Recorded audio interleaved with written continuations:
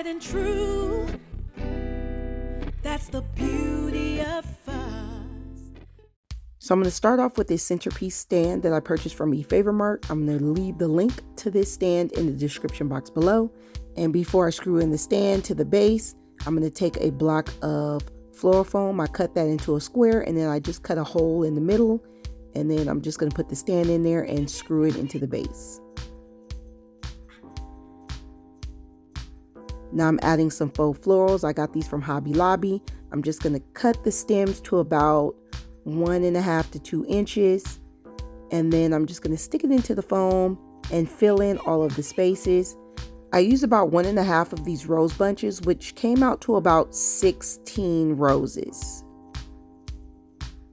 So now I'm going to be adding some pampas grass that I purchased off of Amazon, but you can also purchase it at Hobby Lobby as well. They have some nice pampas grass, and these are smaller stems, and I'm putting them on each side, and I'm just making sure that they're even on each side.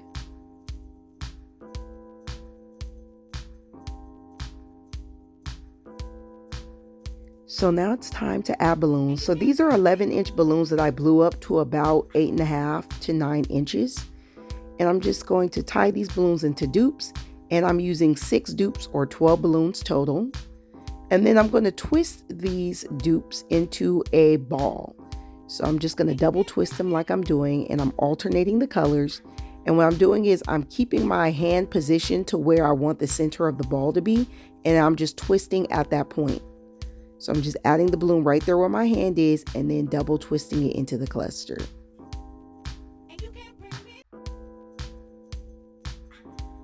Now I'm just going to rearrange the colors so that they're more evenly distributed throughout the ball.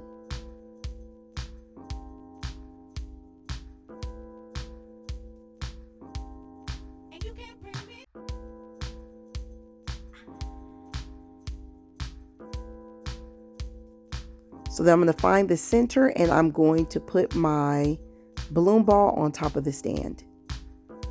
So now I'm adding my 5-inch decorators. I'm doing 2 pumps with my manual pump, and I'm just sizing them, making sure they're similar in size.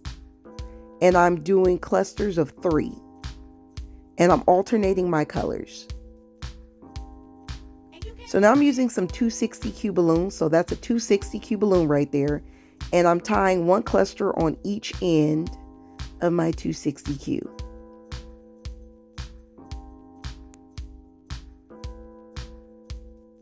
Now I'm going to find a balloon in the balloon ball and wrap that 260Q around that balloon all the way. You want to wrap it around 1 complete time so that these clusters will not pop off of the balloon ball. And I'm going to do this throughout the balloon ball. I ended up using a total of 8 of these clusters.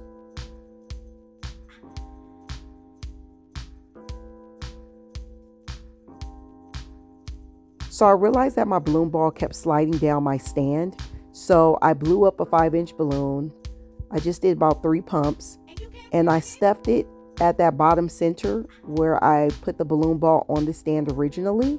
And I wanted to create some tension between the 5-inch balloon and the balloon ball so that it will stay on the stand in the same position and won't keep sliding down. So now I'm going to use some 15-pound fishing line to add this little teddy bear to the stand. So I'm just going to triple tie the fishing line on the teddy bear's arm. You want to make sure you triple tie this because the fishing line is really fine and it will come out of its knot. So tie it at least about 3 times. Then I'm going to press the teddy bear tightly against the stand. And I'm going to take the fishing line, I'm going to wrap it across the top of the teddy bear's body and tightly keep wrapping it around as many times as I can. Then I'm going to take the remainder of the fishing line and I'm going to tie it to the end of the fishing line that I cut off from the teddy bear's arm. And then I'm going to cut off the loose ends, and that's how I keep my teddy bear on the stand. So here's the finished product to my teddy bear balloon centerpiece.